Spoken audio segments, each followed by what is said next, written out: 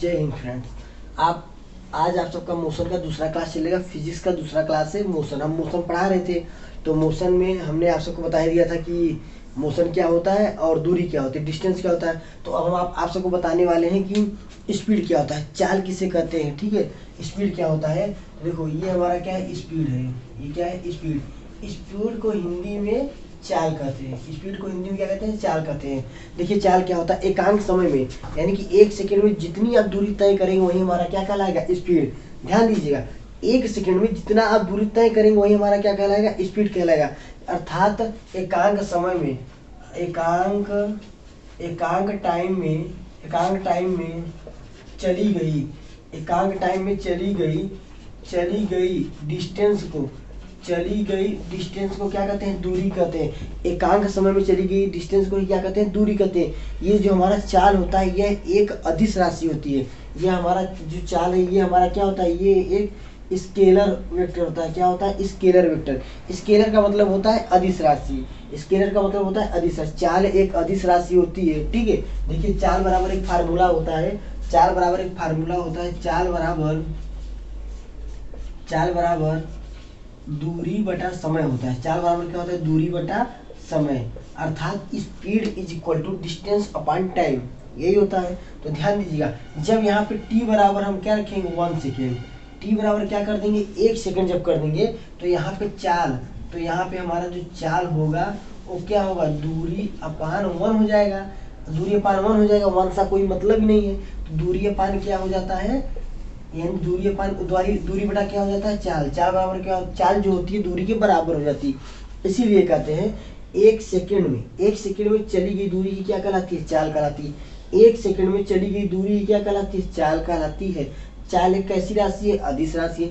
चाल का जो मात्रक होता है वो किलोमीटर प्रति घंटा होता है। ध्यान देना, जो ये चाल का मात्रक होता है इसको हम मीटर प्रति सेकेंड या बड़ी मात्रक किलोमीटर प्रति घंटा में व्यक्त करते हैं। चाल का जो मात्रक होता है मीटर प्रति सेकंड या किलोमीटर प्रति घंटा में होता है। ठीक है, अब हम बात करते हैं विस्थापन।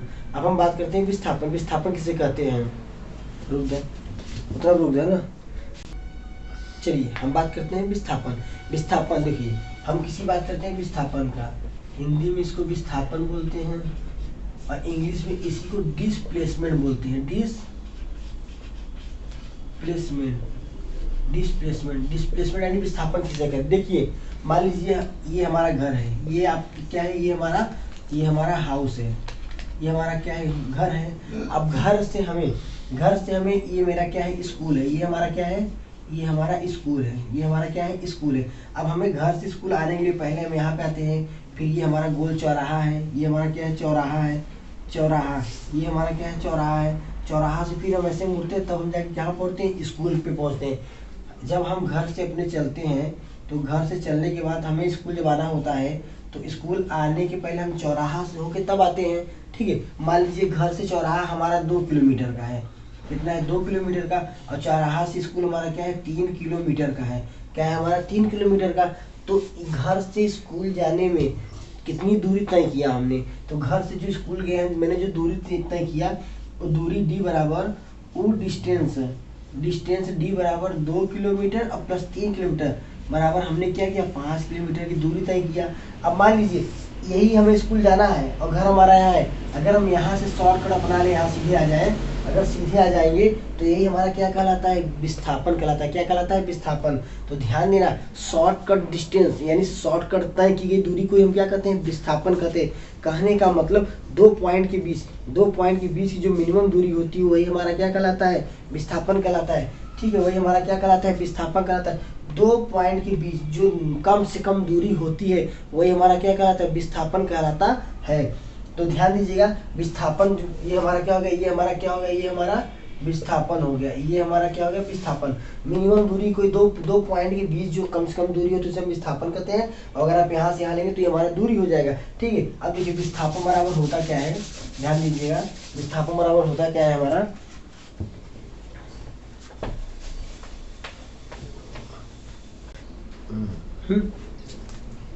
चलो कार्य में जो हमारा विस्थापन होता है, विस्थापन ही क्या होता है। ठीक है ना, विस्थापन जो होता है, जो हमारा विस्थापन होता है ये जो हमारा डिस्प्लेसमेंट होता है ये होता है फाइनल, जो हमारा डिस्प्लेसमेंट है ये फाइनल पोजीशन होता है, ये फाइनल पोजीशन अब minus inertial position, final position और माइनस इनर्शियल पोजीशन को ही हम क्या कहते हैं, विस्थापन कहते हैं।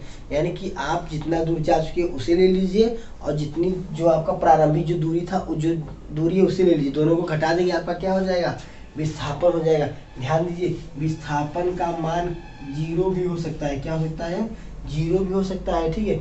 विस्थापन का मान क्या होता है, 0 भी हो सकता है और विस्थापन का जो मान है निगेटिव भी हो सकता है, ठीक है, और पॉजिटिव भी हो सकता है। लेकिन दूरी कभी भी 0 नहीं होती, दूरी हमारी जो होती है कभी भी 0 नहीं होती है। तो ध्यान दीजिए जो हमारा ये डिस्प्लेसमेंट होता है ये क्या हो जाता है, ये 0 भी हो सकता है और ये हमारा क्या हो सकता है, ये हमारा निगेटिव और पॉजिटिव भी हो सकता है, ठीक है। दूरी ऋणात्मक हो सकती है, सॉरी दूरी कभी 0 नहीं होती, दूरी कभी 0 नहीं होती, ठीक है। तो ये हमारा विस्थापन इतना हो गया। अब देखिए विस्थापन कैसे निकालते हैं। विस्थापन देखिए, एक मान लीजिए कोई यहाँ पे खड़ा हुआ है कोई लड़का और इस लड़के को यहाँ पे आना है, इस लड़के को इनके पास आना है, तो ये लड़का क्या करेगा, ये लड़का ऐसे भी आ सकता है, देखिए ये लड़का डायरेक्ट भी आ सकता है इनके पास और ये लड़का ऐसे घूम के भी जा सकता है। तो ध्यान देना जो ये जो रास्ता है, अगर लड़का इस रास्ते से आएगा तो ये हमारा क्या करेगा, ये हमारा डिस्टेंस हो जाएगा, ये हमारा जितना डिस्टेंस करेगा यानी कुल लंबाई जो होगा यही हमारा डिस्टेंस हो जाएगा। अगर यही लड़का यहाँ से शॉर्टकट करके आ जाए यानी कि कम से कम दूरी क्या हो जाए, इसको हम बोलते हैं शॉर्टेस्ट डिस्टेंस, इसको हम क्या बोलते हैं, शॉर्टेस्ट डिस्टेंस। यही हमारा क्या होता है, शॉर्टेस्ट डिस्टेंस को ही हम क्या कहते हैं, डिस्प्लेसमेंट कहते हैं, ठीक है। 2 पॉइंट के बीच मिनिमम दूरी को हम क्या कहते हैं, विस्थापन कहते हैं। विस्थापन को स्मॉल डी से व्यक्त करते हैं। स्मॉल डी का जो मात्रक होता है वो क्या होता है, मीटर होता है। स्मॉल डी यानी विस्थापन का जो यूनिट होता है वो मीटर होता है। और विस्थापन कभी भी 0 हो सकती है, निगेटिव भी हो सकती है, ठीक है, लेकिन दूरी कभी भी 0 नहीं हो सकती है, ठीक है। आज के लिए इतना ही, बाकी कल हम पढ़ाएंगे, ठीक है। धन्यवाद।